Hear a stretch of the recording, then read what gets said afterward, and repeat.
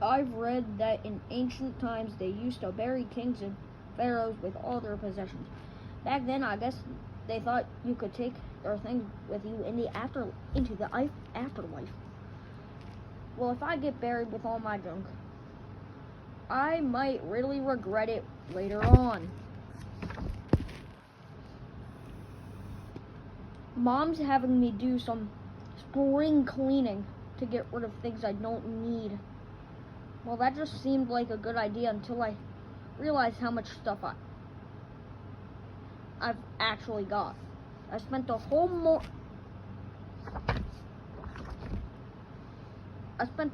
morning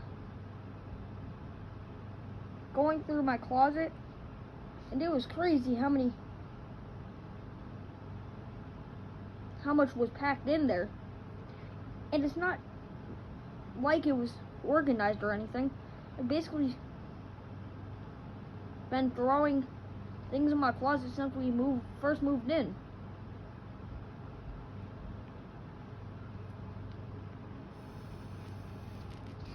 Digging through my closet was going through my childhood. And the farther back I went, the further in time it took me. The stuff near the front of the closet was all the junk I tossed in over the past year. Like homework assignments and comic books.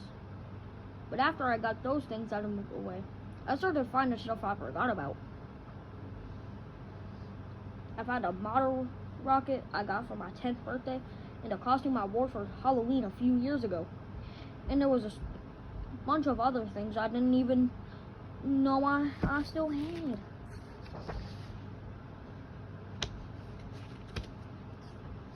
When I dug a little deeper, I found something I lost years ago. It was a binder full of stickers I collected in the 3rd grade. I used to be obsessed with these stickers, especially the scratch and sniff kind. I collected all the good smells, like bubblegum, cotton candy, and that sort of thing. But I had all the really gross ones too. So when my street wanted to know what giraffe poop or rotten meatloaf smelled like, they'd come to me. One of these days, I'm gonna write my autobiography, and it's gonna include scratch and sniff Snickers to mark all the different moments in my life. And that's when I realized I stepped in dog poop. Scratch you. Move. Yeah. I kept digging through, and I found some stuff from kindergarten, like a fish I made by tracing my hand on a piece of construction paper. And I used to love doing art and crafts back then. And if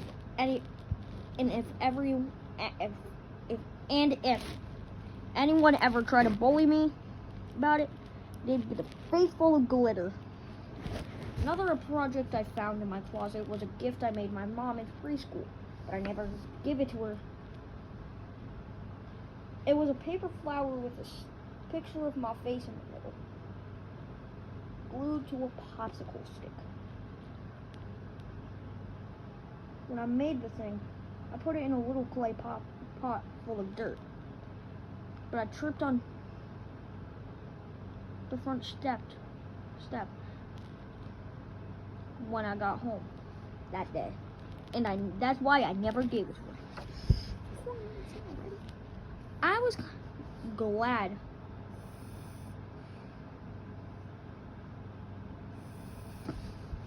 when I finally reached the back of my closet.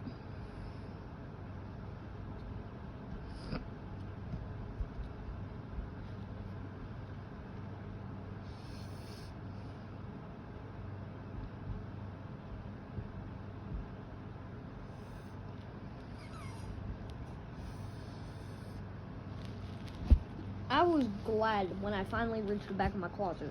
But to be honest, I was a little disappointed too. When I was younger, I read. I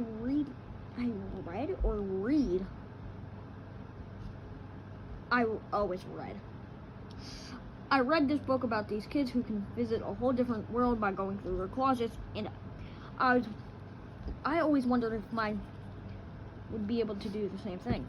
But I might thought whoever lived on the other side might not be too happy with me for tossing all my junk in there over the years.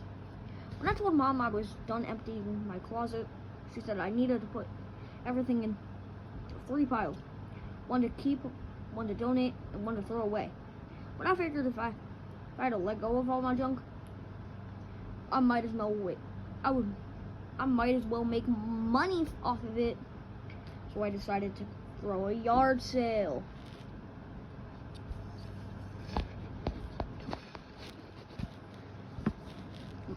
Mom thought it was a great idea. So she gave me a magazine that had all sorts of tips for how to do it right.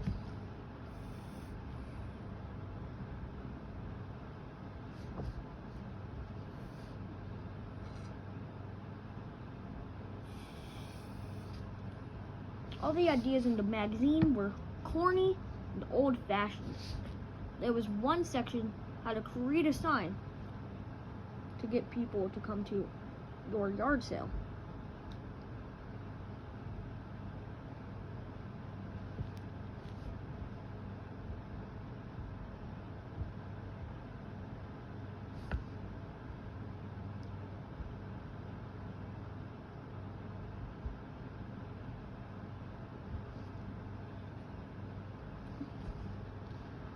And all the examples they showed were really boring.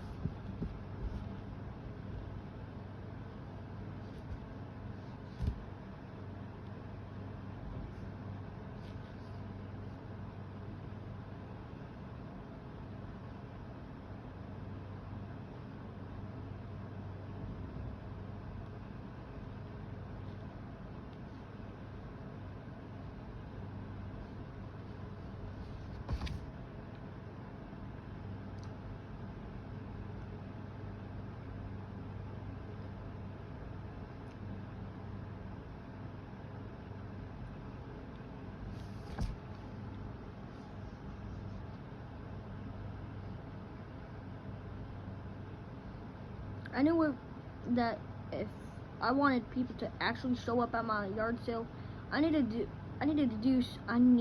to do something a little more eye-catching. So I whipped up a sign, and I knew it would do a trick. I made a few copies of my sign and headed out to post them around the neighborhood. Mom stopped me right before I got to the door. Got out of the front door.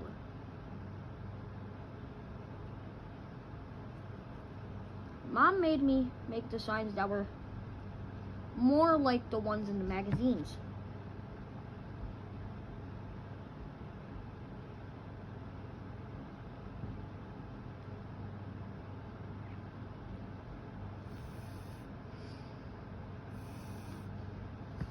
And after I was finished, I stapled them to some telephone poles on a street. Then I hauled everything down from my bedroom and started setting it all out on plastic tables.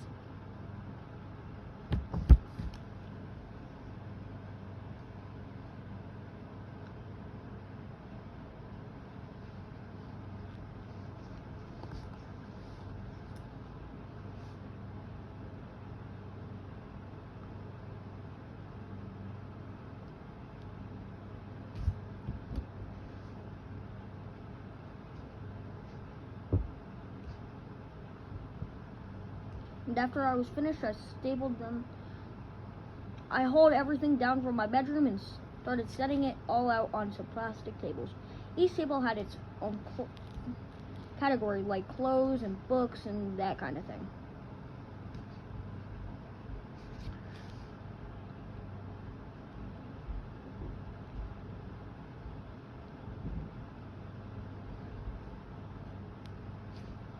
But some stuff wasn't easy to categorize, so I had to get creative.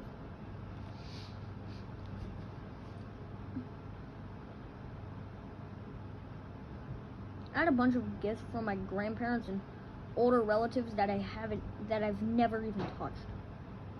So I put all of those things together on one table.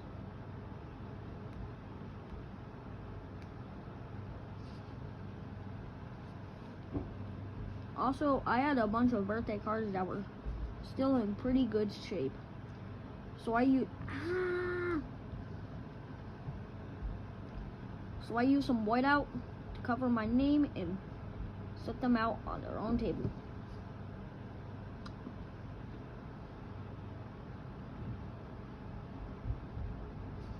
I put all my broken toys on another table and hope some little kids who couldn't read would come to the yard sale.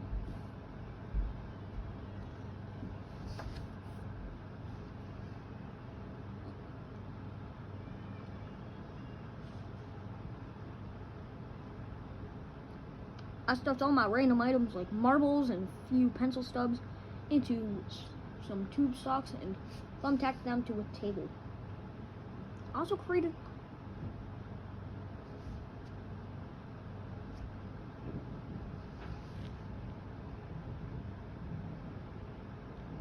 a table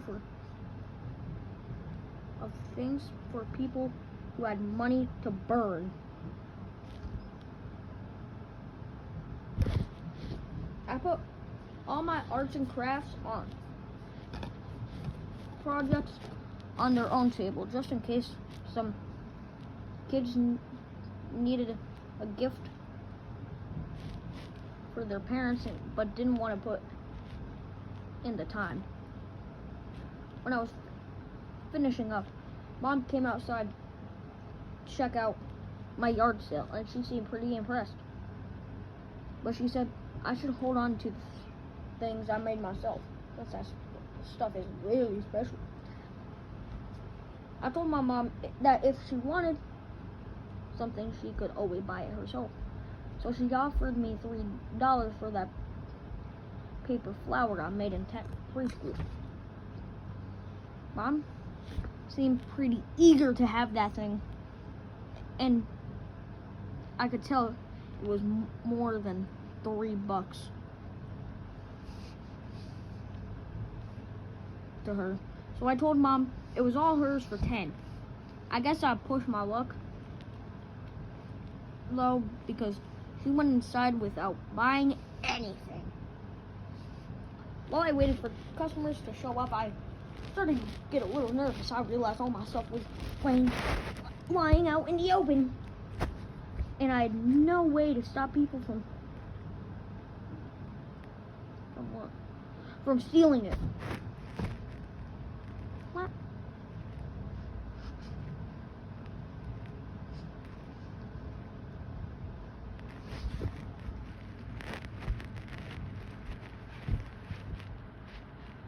So I called my best friend, Raleigh Jefferson, and asked him to come down and be my theft prevention officer. Well, Raleigh said he was supposed to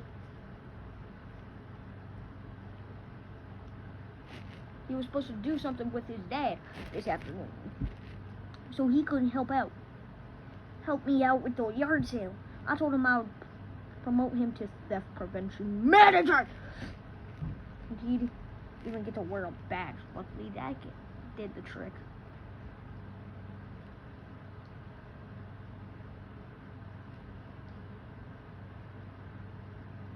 As soon as Raleigh got to my house, he started asking about that badge. All I could find was my old firefighter costume, but that seemed to make him feel important.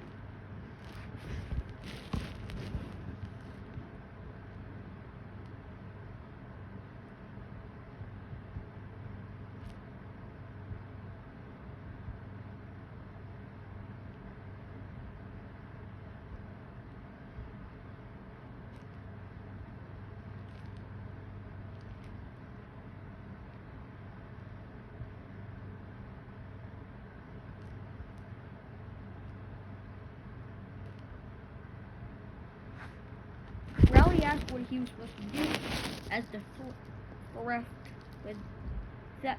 the theft prevention manager.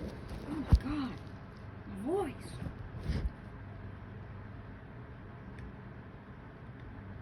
Sorry, guys.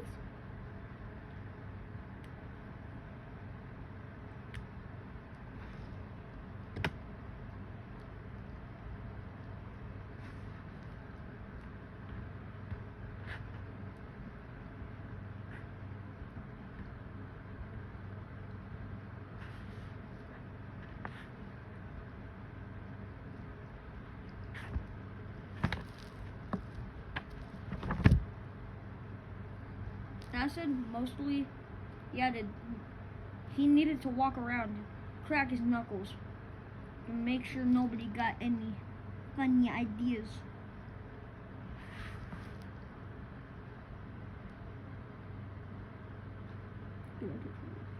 Yeah, sure. Oh my god. Rally, no.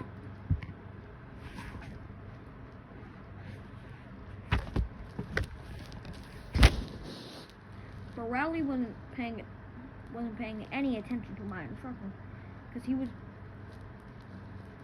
distracted by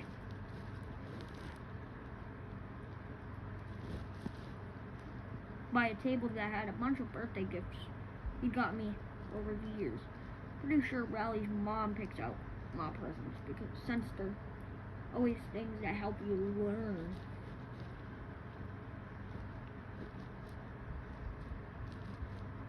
And they're still in mint condition because I haven't actually opened any of them. I don't know what made Rowley mad, the fact that I was selling this stuff or the sign that I put on the table.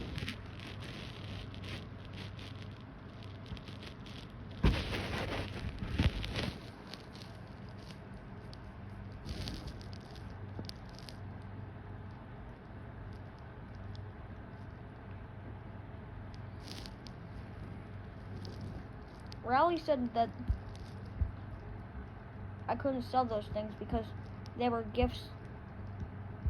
I told them they were mine so I could do whatever I wanted with them. Then we got into a big tug of war over the magnet fun set.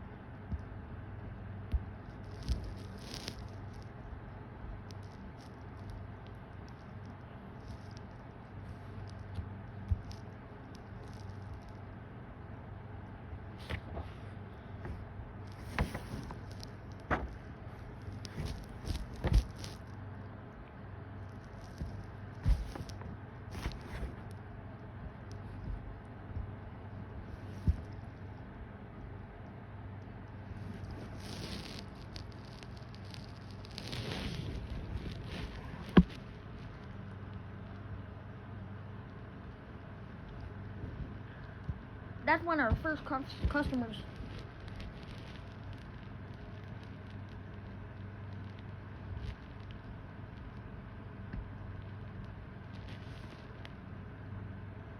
started to arrive. I told Rowley we could argue about this later, but for now we need to act like professionals.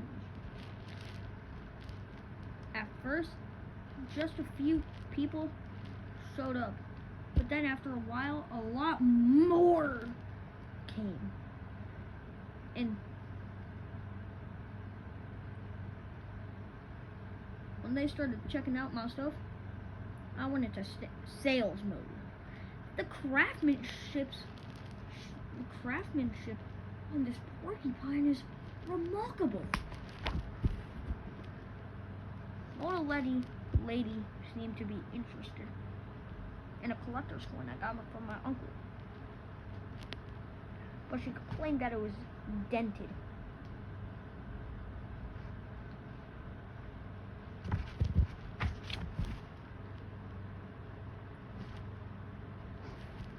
So I thought fast and told her the reason why it was dented. It was dented because it stopped a bullet in World War II. She didn't seem to believe me, though.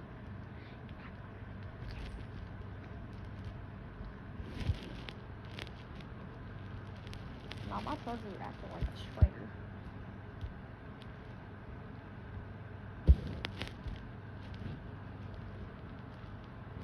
Because the coin was dated last year. I spent a lot more time trying to close that deal. And I started worrying that people were stealing behind my back. Unfortunately, my theft prevention manager was totally useless.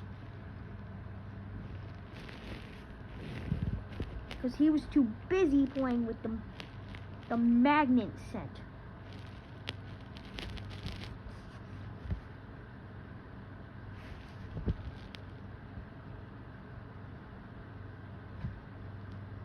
I told Rowley he better start doing his job or he was going to get fired.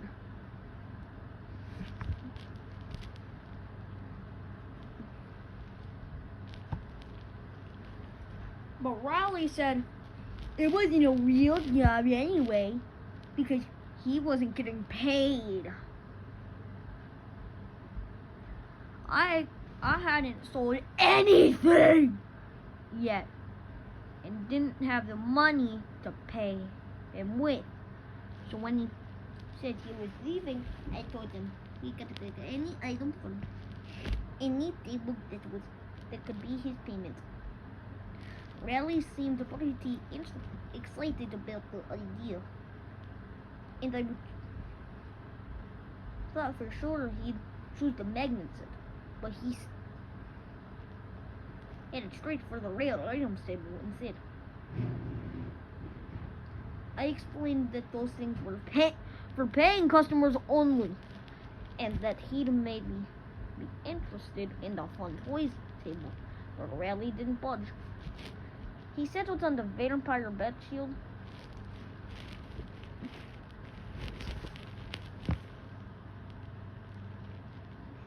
What the hell? Right there. Yeah. Oh my God.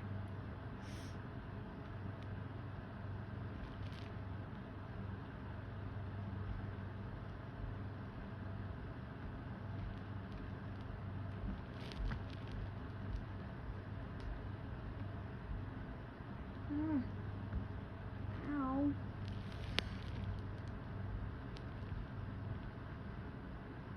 Eventually he settled up because it was really just a broken umbrella, but now Rowley was worried about bats, that he couldn't concentrate on his job.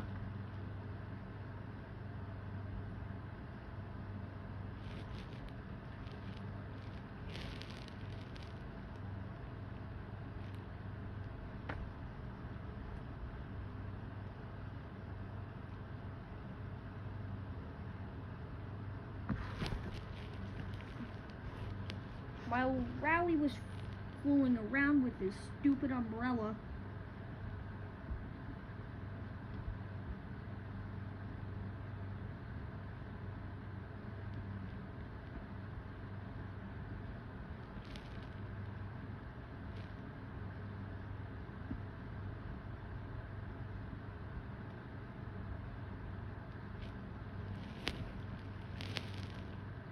I saw a guy take an action figure from the collectibles table and stuff it in his pocket, so I ran over to deal with him.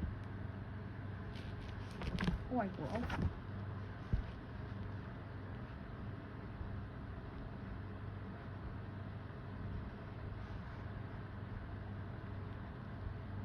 I was glad I was staying alert, though.